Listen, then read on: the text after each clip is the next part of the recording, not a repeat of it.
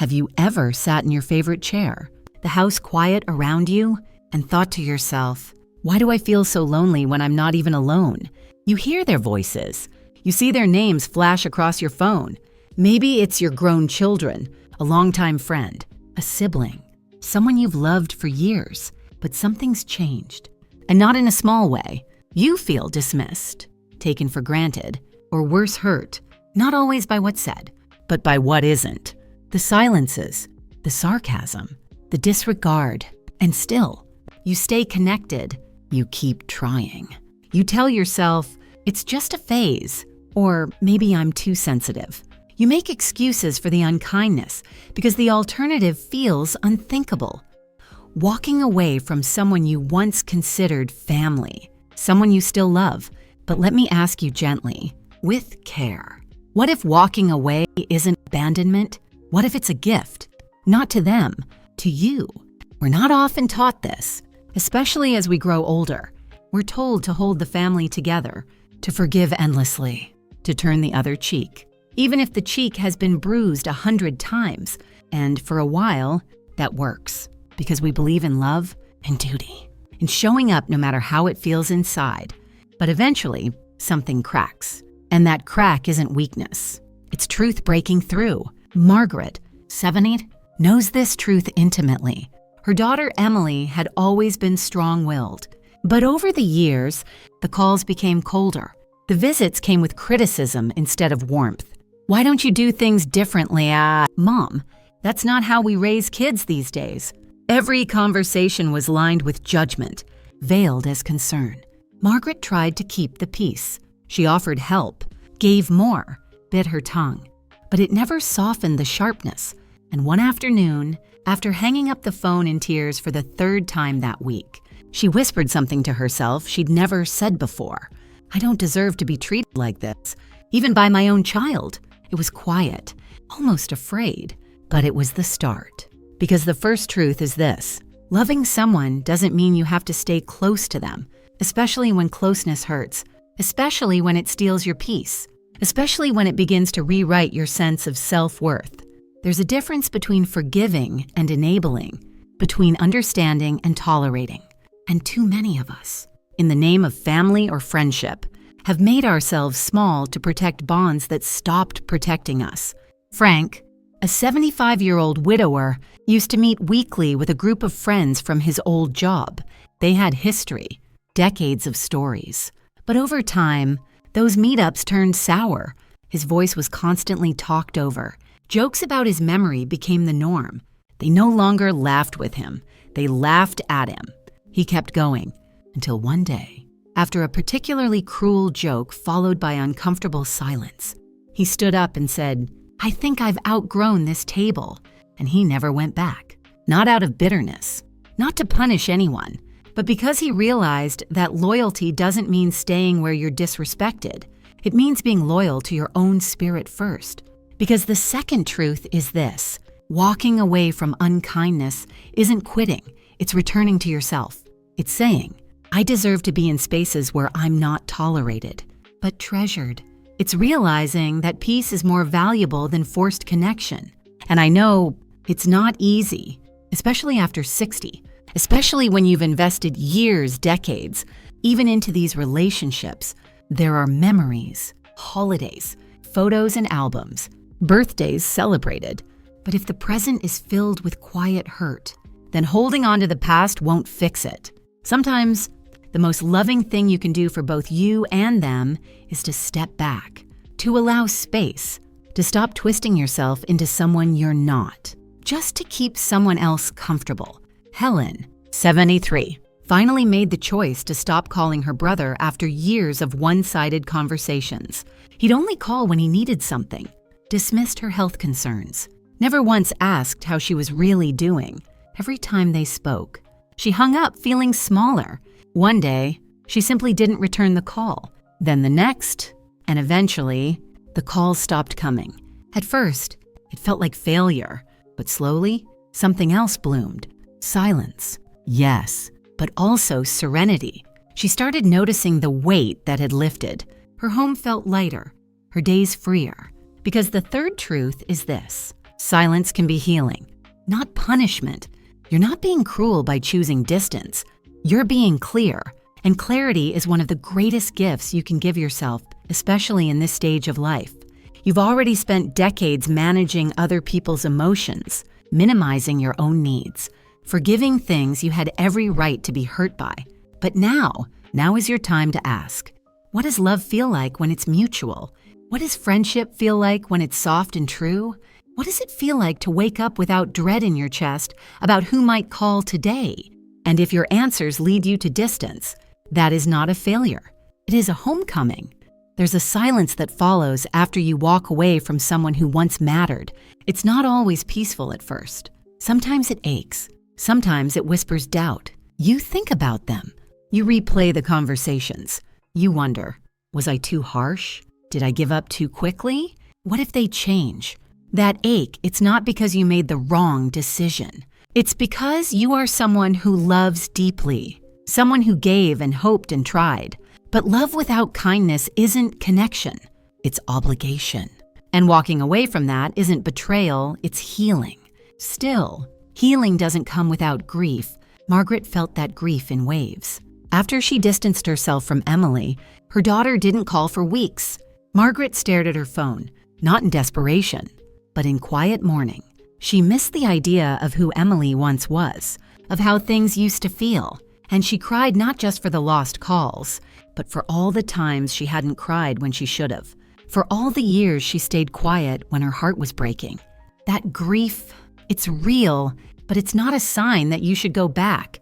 It's a sign that you're finally telling yourself the truth. That part of your spirit that used to whisper, "I don't feel safe here," is finally being heard. And here's something we don't say enough. You're allowed to grieve people who are still alive. You're allowed to miss the memory of who they used to be. You're allowed to carry both love and disappointment in the same heart. You're allowed to wish them well from afar while still choosing not to invite their energy back into your life. Helen found herself writing letters she never intended to send. Letters to her brother, to her past self, to the version of her that kept making space for someone who never made space for her. She'd sit by the window, pen in hand, and just let the words come. "I tried," she wrote once, "but I'm tired of trying to be loved in ways that hurt." And with every letter, she noticed her chest loosen, her jaw soften. The tightness that had lived in her body for years started to lift. Because this is what healing looks like. Not always bright and joyful, but slow, sacred release. You don't erase the pain. You outgrow the grip it has on you. And in the space that follows, something unexpected arrives. Clarity. Grace experienced this when she realized how much energy she had spent trying to be understood by someone who had already made up their mind about her. After a particularly cold visit with her oldest son, where he rolled his eyes and dismissed her gentle questions with, "You wouldn't understand, Mom." She went home and finally asked herself, why do I keep giving my softness to someone who only responds with sharpness? It wasn't bitterness, it was awakening. Because sometimes, when you stop fighting for someone else's kindness, you begin finding your own. And that's when the shift begins, not outside you, but inside. You start walking differently, not heavier with loss, but lighter with truth. You stop waiting for the phone to ring and start listening to the quiet voice within you that says, "Let's do something just for us today." You start recognizing that the peace you were craving from others can actually begin with how you treat yourself. Frank, who stepped away from his old group of friends, started doing something he hadn't done in years, painting. Not because he was trying to prove anything, but because it made him feel alive. Every afternoon, brush in hand, he returned to himself. And the more he did, the less he missed the ones who never really saw him. Because the truth is, when you stop begging for respect from people who won't give it, you create room to rediscover the joy that was waiting quietly inside you all along. Joy without performance, peace without pretense, love that doesn't come with conditions. It doesn't mean you won't still long for reconciliation. It doesn't mean you won't occasionally wonder, should I try again? But each time that thought comes, it arrives into a heart that now has boundaries, into a mind that now knows, I don't have to stay somewhere that hurts just because I once called it home. And when others begin to notice the difference in you, not in how loud you are, but in how grounded you've become, they'll feel it. Your absence will say what your words never could. Your stillness will speak louder than all the explanations you used to give. Because when you choose peace over proximity, you stop trying to be understood by those committed to misunderstanding you, and you begin surrounding yourself with people who see you as you are and love you more for it. You don't need dozens of people to approve of your choices. You need one person you to believe you are allowed to make them. So if your heart is still tender, if you still feel the sting of distance, know this: you are not weak for walking away. You are wise. And the grief you feel, it's not failure. It's the soul's way of stretching after being crammed into too small spaces for too many years. And now, you're making space for joy again. There's a quiet kind of power that returns to you once you stop trying to keep relationships alive that keep wounding you. At first, it can feel like emptiness, but slowly, it turns into something else space. And that space becomes sacred. In that space, you can hear your own voice again. You begin to notice what truly makes you feel alive, not just tolerated. You start choosing things not out of habit or guilt, but out of joy, not for anyone else's approval, but for your own peace. Grace, who had spent years tiptoeing around her son's sharp moods, began spending her mornings differently. Instead of replaying old arguments in her head or wondering what she could have said differently, she began each day sitting quietly with her coffee and a journal, just 5 minutes at first. Then 10. Then she found herself writing about her dreams, her regrets, her favorite memories. She started asking herself, gently, what do I want this chapter of life to look like? And slowly, the answer became clear. Not smaller, not quieter, not dimmer. She wanted brightness. She wanted laughter. She wanted softness, but not the kind she had to beg for, the kind she could offer herself. That's when the restoration begins. You stop waiting for someone else to treat you kindly and start becoming the person who speaks gently to your own soul. And something beautiful happens when you do. The world starts to respond to the new energy you carry. It's not that everyone suddenly changes, but you do. And when you do, the way others treat you begins to shift. Frank, who had walked away from his mocking group of friends, started volunteering at a local art center, not because he was searching for new relationships, but because he simply wanted to be somewhere where he felt useful, seen, valued. And over time, he met people who asked him about his art, who listened when he spoke, who laughed with him, not at him. There were no long histories. No expectations, just a sense of being welcome. He later said, I thought walking away meant losing connection. I didn't know it meant opening the door to better ones. That's something many people forget.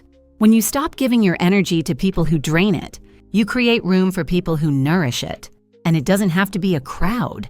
Sometimes it's one friend who sees you, one neighbor who checks in, one morning walk that fills your spirit more than 1,000 strained conversations ever could. You don't have to explain why you stopped calling them. You don't have to list the times they made you feel small. You don't even need them to understand. Because the healing isn't in their awareness, it's in your alignment. You've chosen yourself, and that choice will echo. Helen, who used to feel guilty for distancing herself from her brother, now says the guilt has been replaced with peace. I still love him, she says. I just love myself more now, enough to protect my peace. And it shows. Her eyes are softer, her days fuller, not because she filled them with distractions, but because she removed the one thing that kept draining the joy from everything else. This is the kind of transformation that doesn't need a spotlight. It's not loud. It doesn't beg for applause. It's quiet, personal, sacred. It's the strength of knowing you can love someone and still say goodbye. It's the wisdom of recognizing that being related by blood doesn't mean you owe your spirit in return. It's the courage to say, my life matters too. And once you start living from that truth, everything begins to shift. You begin walking taller, not because you're proud, but because you're finally free from the weight of relationships that only valued you when you stayed small. You speak more clearly not with sharpness, but with certainty. You stop apologizing for needing peace. You stop over-explaining why you need space.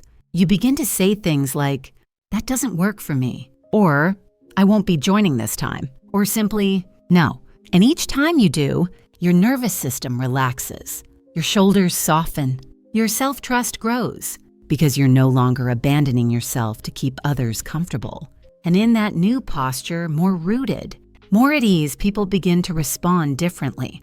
They can't manipulate what they no longer control. They can't guilt what no longer crumbles.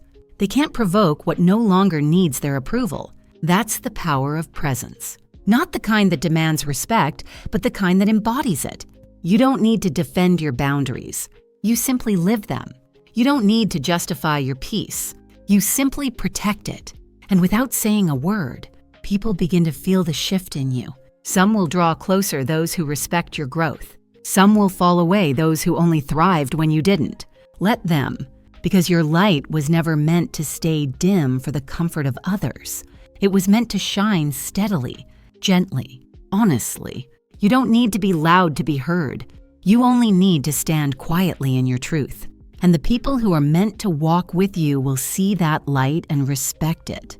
If you've stayed with me through this entire conversation, I want to say something very simple and very true. Thank you, not just for listening, but for feeling, for opening your heart, for allowing yourself, maybe for the first time in a long while, to sit with the idea that walking away doesn't make you heartless. It makes you honest. I know it's not easy. Letting go of unkind relationships, especially ones that span years or even lifetimes, is one of the hardest things a person can do. And yet, here you are, listening, reflecting, quietly reclaiming the parts of yourself that once felt small in someone else's presence. I hope you realize what a powerful thing that is. Because no matter how old we are, we all still want love. We still crave connection, kindness, a sense that we matter. But sometimes the very people we thought would give us that family, old friends, partners are the ones who drain us the most. And it takes immense courage to say, no more. To stop trying to fix what won't be fixed. To stop over-explaining. To stop bending into shapes that don't reflect who you really are. To say, with quiet strength, I love myself too much to stay where I am not respected. That's not a loss.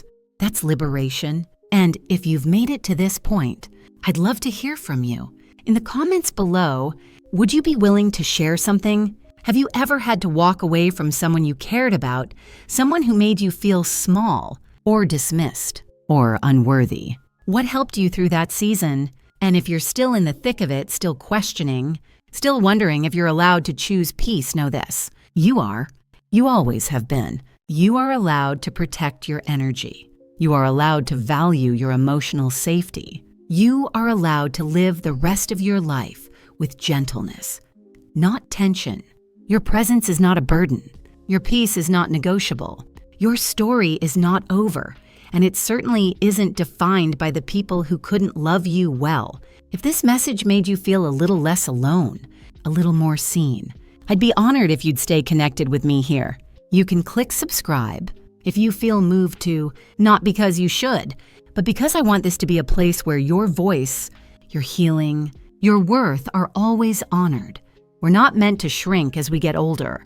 We're meant to soften, to bloom, to root more deeply into the truth of who we are. You are not too much. You never were. You are not too sensitive. You are simply aware. You are not invisible. You are just no longer performing for people who refuse to see you. And now, you walk in truth. Now, you choose peace. Now, you offer your love freely, but only to those who know how to hold it gently. This is not the end. This is your beginning, and it is sacred. So breathe, smile, take your time, and keep walking in the light of your own becoming. You are not alone here. I see you, and I'm grateful you're still standing. Until next time, be kind to yourself. You deserve it.